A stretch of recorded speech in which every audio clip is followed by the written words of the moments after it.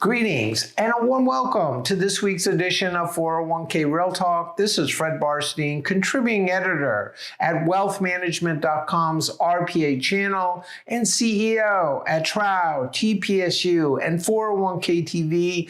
I review all of this week's stories and select the most important and interesting ones, providing open, honest, and candid discussion you will not get anywhere else. So let's get real.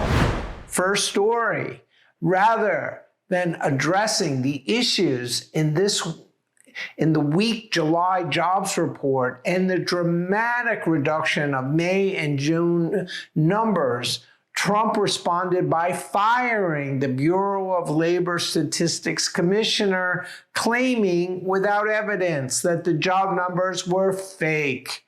It's like firing the weatherman because you don't like the weather. Though the July report of 73,000 new jobs, almost all from healthcare and social assistance, was bad and below expectations, the downward revision of the previous 2 months by 258,000 jobs was worse and the most since 1979, casting serious doubt on Trump's economic policies. The firing will cast further doubt on the BLS numbers going forward, which is worse than the recent and anemic job growth, resulting in uncertainty and employers reluctant to hire, bracing for the effects of increased tariffs. Will the uncertainty cause employers to scale back on benefits and slow decision-making? It certainly means that recruiting will not be a primary reason to enhance retirement plans, though retention still might. Next story.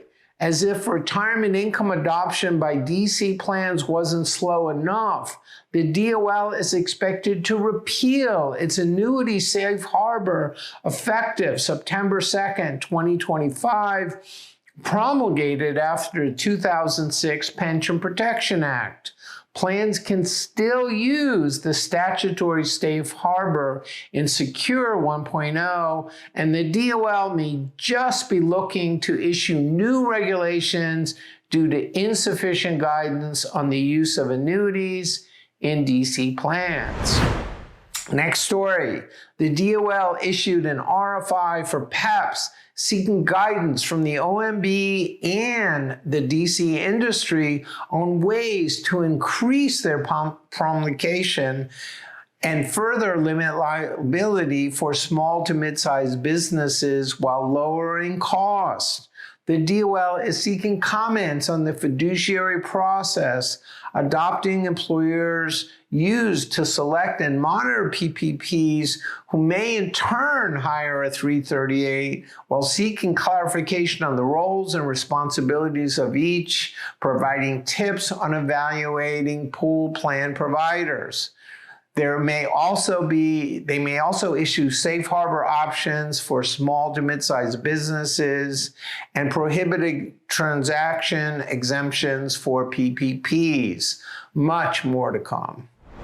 Finally, as the Department of Labor prepares its report to Congress on the state of the pooled employer plans, the question is whether PEPs are becoming like the Wild West, with 557 PEPs and 176 pool plan providers. It seems like a lot, yet there are 806,000 single DC plans. Read my recent wealth management column on the state of PEPs, how to evaluate pool plan providers, and what are the benefit and issues with these types of plans.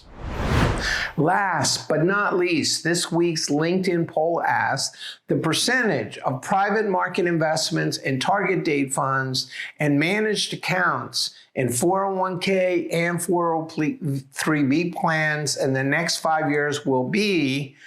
68% of you said less than 10%, while 13% think it will be more than 25%. So those are the most important and interesting stories from the past week. I listed a few others I thought were worth reading, covering.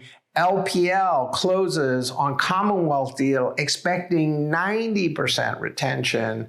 Providers lean on tech to lower costs.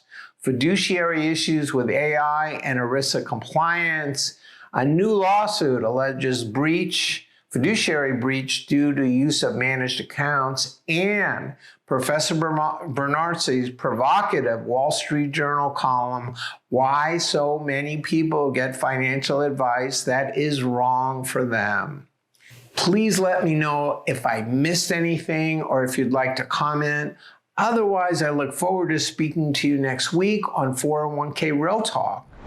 And finally, look for 2 exciting webinars this week, including DeCia's August 7th, 1 p.m. webinar on Record Keepers, Efficient Frontier, and 401k Cafe on August 6th at noon Eastern Time with a plan sponsor who just completed an advisor RFP.